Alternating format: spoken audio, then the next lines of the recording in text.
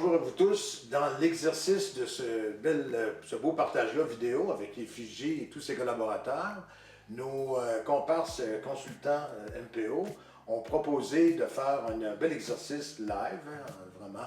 C'est-à-dire qu'ils ont fait compléter l'inventaire de personnalité à Caroline et j'ai les résultats. C'est-à-dire que notre Steve Jutras me fait parvenir ceci. C'est avec ça qu'on travaille, deux graphiques qui vont raconter les besoins motivationnels de ta personnalité. Alors, je vais le faire, puis tu me donneras ma note de passage si ça te convient ou pas. Alors, comme j'ai pu le mentionner précédemment, on y va avec trois séquences. La première séquence, le mode de pensée. La deuxième séquence, quand on a le feedback, le mode de réaction. Et la troisième séquence, le mode d'action. Ceci, on l'adresse tant à la personne qui l'a complété, bien sûr, pour valider, et aux gestionnaires qui sont en mode coaching avec cette personne-là. Alors, Caroline se dit quoi? En termes de mode de pensée, c'est comme, on pourrait dire, on oserait dire un 50-50 entre ce besoin-là d'innovation, de voir les choses sous des angles nouveaux, donc avec un peu d'abstraction, si ça se trouve, mais en même temps, un kiff-kiff avec un besoin d'être dans le concret, dans l'aspect pratique et la faisabilité des choses. Alors, toi, si on te maintenait dans un environnement où il n'y avait pas du tout d'accès à l'originalité, tu en serais malheureuse, hein? Puis si on t'amenait quelque part où tu avais l'impression de pelleter des nuages et dans le cloud, tu dirais non, là, ça manque de réalisme, ça manque de faisabilité. Donc, tu n'es ni une révolutionnaire, comme certains peuvent aimer l'être, ni une traditionnaliste. On dirait, toi, tu es une réformiste, tu aimes faire des réformes à l'occasion. Donc, pimper les choses, mais encore une fois, en restant les deux pieds sur terre. Ça, c'est notre mode de pensée. Mode de réaction, ça raconte quoi? Ça dit, encore un kiff-kiff entre guidé par la raison, par la logique, par l'aspect un peu plus mathématique des enjeux, et guidé aussi, quasiment 50-50, par l'intuition, par le gut feeling. Alors, des fois, tu vas référer à ton côté plus cérébral, plus raisonnable, puis quelquefois, tu vas te laisser aller et tu vas te laisser inspirer par la dimension pas mal plus du senti. Alors souvent, les gens, ça ne parle pas autour de toi, puis on ne peut pas te cacher grand-chose. Tu sens ce qui se passe. Dans ton environnement de travail, ça prend forcément ça. Bon, là, mon Dieu, j'ai perdu. Je reviens. OK. Alors, poursuivons. Ça dit quoi, notre troisième mode, mode d'action? Il y a deux grandes familles, souvent en gestion, les généralistes qui sont avant tout très libertaires, axés sur la réalisation des choses, peu entichés de structure, et il y a l'autre grande famille, les spécialistes. Toi, puis les spécialistes, pour le dire, c'est des gens qui sont plus dans la prudence. Te verrais-tu plus comme une spécialiste ou une généraliste, toi? Ça dépend encore les situations. On dirait que je suis une personne qui s'adapte énormément. Donc, je verrais à être un petit peu plus généraliste dans des contextes où est-ce que je dois prendre le lead, puis un petit peu plus spécialiste où est-ce que je me sens dans un élan plus intrapreneur.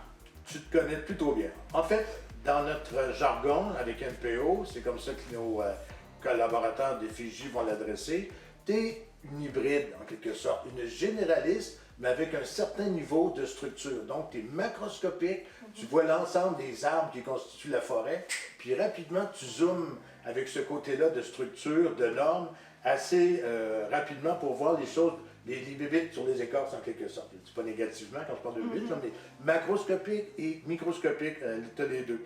Donc, c'est pour ça qu'à la fois, tu as un côté visionnaire global, d'où ton appartenance à la généraliste, à la famille des généralistes, qui te confère beaucoup d'indépendance. C'est une personne qui a besoin de liberté avant toute chose, mais une personne qui a cette indépendance-là, qui ne sera pas du tout, déstabilisée à travailler dans un environnement avec la structure des normes. Donc, c'est pour ça que, avant tout, une généraliste assez structurée, qui a besoin de se valider, qui a besoin d'avoir ses balises. Toi, tu dis l'avion, je vais vous le faire atterrir, mais les petits cocos qui étaient supposés mettre les balises sur la piste sont mieux d'avoir mis les 12 balises qu'ils m'avaient promis. Alors, c'est ce côté-là structuré.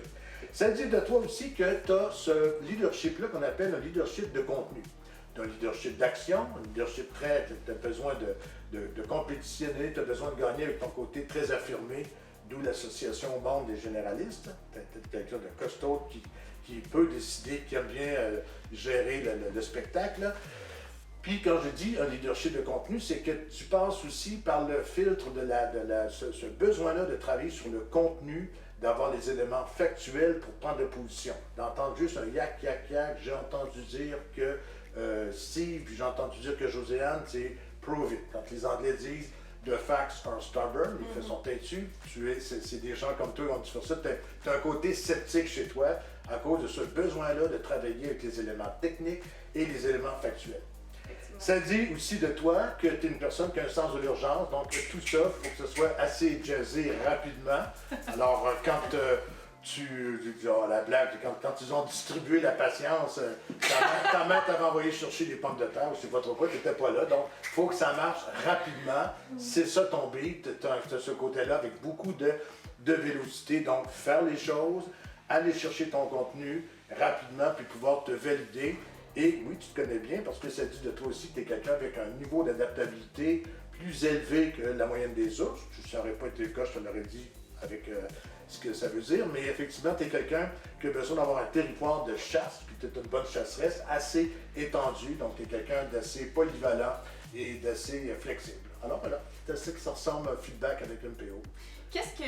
Comment un gestionnaire, justement, qui reçoit un profil assez, on va dire, deux personnalités comme le mien, qui est assez, comment je pourrais dire, mon Dieu, ambivalent un peu, mais on peut pas prendre position sur un ou l'autre. Moi, je suis une personne qui s'adapte, justement. Comment qu'un gestionnaire doit réagir face à une personnalité comme la mienne, toujours dans l'adaptation? Bien, c'est-à-dire qu'avant tout, tu es une généraliste. Avant tout, tu es associé à la famille des gens indépendants, des gens qui ont besoin donc par cette indépendance-là, besoin d'archiver, de diriger les projets, diriger les dossiers et les humains qui vont contribuer à tout ça. C'est pour ça que je dis qu'avant tout, tu es un généraliste, dans ton cas spécifiquement, avec une dose assez présente de besoin de validation. C'est pour ça que tu n'es pas une typique généraliste. Un typique généraliste ne s'occupe pas des détails, ne s'occupe pas des normes, des structures, des paramètres, alors que toi, tout en étant indépendante dans ta façon d'activer les choses, tu as quand même besoin d'avoir des réflexes corporaux à temps partiel. C'est pour ça qu'on forme nos gestionnaires pour comprendre des personnes comme toi qui, sans être ambivalentes, et on ne va certainement pas tomber dans la schizophrénie, là, je remarque, mais ce que je veux dire, avoir justement des éléments qui peuvent sembler contradictoires, mais c'est comme ça qu'ils apprennent à mieux gérer ce que tu es. Avec MPO, on a 1 600 000 possibilités parce que 7 facteurs à l'exposant 11, fait que des nuances, il y en a. Il y en a beaucoup. Puis si aujourd'hui, Daniel, tu avais à me donner un conseil concernant les défis d'une personnalité comme la mienne pour les améliorer, qu'est-ce que tu me dirais? En fait, l'amélioration n'a de sens pour nous que dans la connaissance de l'autre, avec ses besoins motivationnels qui peuvent être carrément différents des nôtres. Donc, avec des gens qui, comme moi, ce que je l'ai dit tantôt, qui sont plus en mode de séquence, plus en mode de planning, quoi que ce soit, de travailler ce côté-là un peu plus patient.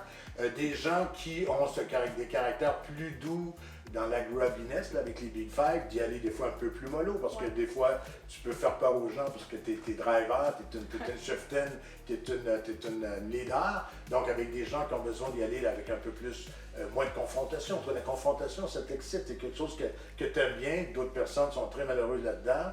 Le côté sceptique et très factuel que tu as, de temps en temps, d'y aller un petit peu plus dans le mode de communication, d'aller chercher le buying, d'aller chercher être un peu moins directive, être un peu plus aller vendre ton idée dans les vases communicants.